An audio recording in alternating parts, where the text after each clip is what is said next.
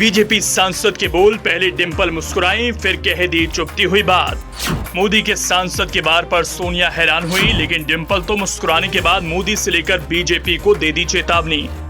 BJP की राजनीति पर डिंपल का सदन में सधा हुआ वार, कह दिया अगली बार ससुर मुलायम सिंह यादव का नाम लिया तो अच्छा नहीं होगा।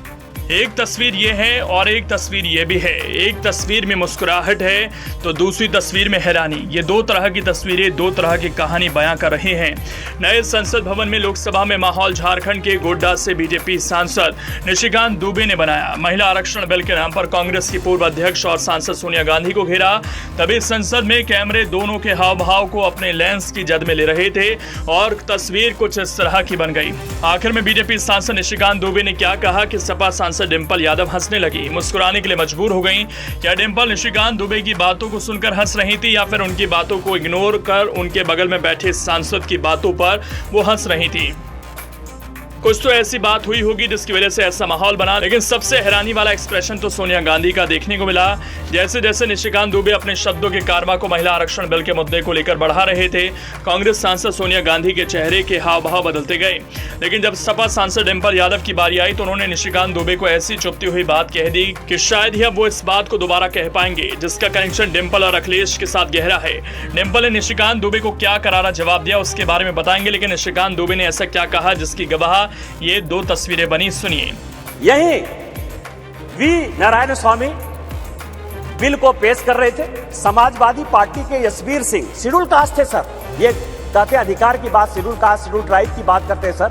यही यशवीर सिंह यहाँ पार्लियामेंट में उस तरफ से गए, वी नारायण स्वामी का उन्होंने बिल खींच लिया। इस पार्लियामेंट में, इसी लोकसभा में सर, सबसे पहले बिल में यदि उसका कॉलर पकड़ने के लिए कोई आया तो यही मैडम श्रीमती सोनिया गांधी जी और नीरज शेखर वहां खड़े थे, मुलायम सिंह यादव बाहर थे और मैं वहां से कूद कर टेबल पर आया और मैंने कहा कि आप यहाँ की तानाशाह नहीं है, आप यहाँ की रानी नहीं है, इस बेल में आप मारपीट नहीं कर सकते हैं। और इनके जो इतने लेफ्टिनेंट थे, बिलास मुतेबार से लेकर सबों ने उनको पीटा।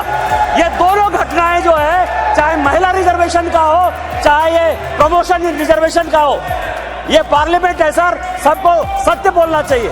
और मुलायम सिंह यादव ने कहा यदि बीजेपी नहीं होती तो आज के डेट में हमारे सांसद नहीं बचते। आपने तो सांसदों की हत्या करने की कोशिश की और उसी दल के साथ, उसी 26 दल के साथ ये आए हैं जिनका की मानसिकता ही नहीं है कि महिला को रिजर्वेशन मिले। चाहे वो राष्ट्रीय जनता दल है, चाहे वो समाजवादी पार्टी है, चाहे इनके सारे मुस्लिम एमपी है, चाहे कोई भी पॉलिटिकल पार्टी जो इनको सपोर्ट कर रही है सर, और उन्हीं के दबाव में ये कानून के विरोध में जाकर, इस संविधान के विरोध में जाकर, और उसके सारे उदाहरण है कि 96 से लेके आज तक क्यों नहीं लागू हुआ, उसी के कारण ये कभी ओबीसी रिजर्वेशन की बात करते हैं, कोटा विद इन कोटा की बात करते हैं, राज्यसभा में जो है उसको अधिकार देने की बात करते हैं, विधान परिषद में क्यों नहीं रिजर्वेशन दिया उसकी बात करते हैं, फिर वो बात करते हैं कि 2024 से क्यों नहीं लागू होगा। इनको सब कुछ पता है, ये देश संविधान से चलता है। निशिकांत दुबे ने दावा किया कि यही वी नारायण स्वामी बिल को पेश कर रहे थे। एसपी के यशवीर सिंह जो खुद एससी समुदाय से आते थे, उन्होंने बिल खींच लिया था।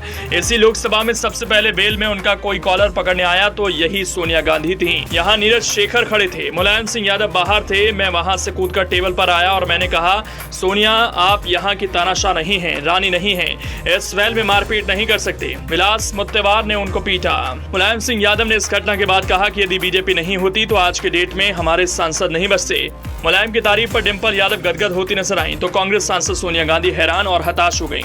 लेकिन जैसे निशिकांत दुबे की बात खत्म हुई, जब डिंपल यादव की बारी आई तो उन्होंने निशिकांत समेत पूरी बीजेपी को चुपती हुई बात कह दी। और सर मुझे पूरा भरोसा है सरकार पर कि समाजवादी पार्टी की जो यह मांग है वो इस पे श्रवण भी करेंगी, मनन भी करेंगी और इसका निधि ध्यासन भी करेंगी।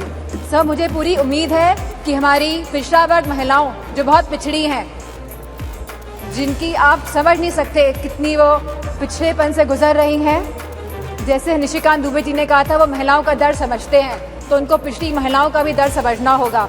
सर और मेरा अनुरोध है सर कि आप हमारे मोस्ट ऑनरेबल मेंबर को ये कहिए कि वह किसी भी सदस्य का नाम जो सदन में मौजूद नहीं है वो ना ले और आने वाली कार्यवाहियों में भी ना लें।